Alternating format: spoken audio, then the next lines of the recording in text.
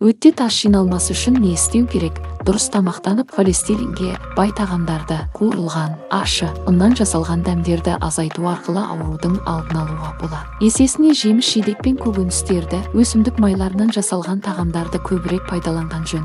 Өт тасын ертіп түсірудің түрлі халықтық емдеу тәсілдері де бар. Бірақ ем шарасынан кейін ұсақ тастардың өт өзектерінде тұрып қалу қаупі басым болғандықтан, дәрігердің кеңесіне жүгінген жөн.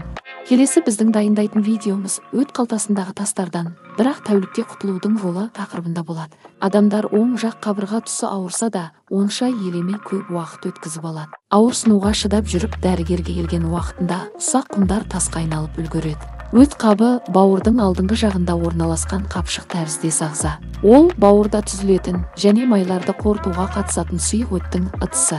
Қазір адамдар, тіпті жастар да өте аз қозғалады. Сондықтан салауатты өмір салтын ұстанып, дұрыс тамақтану тәртібін қадағалап, қимыл қозғалысты көбейту арқылы бұл аурудың алдын алуға болады.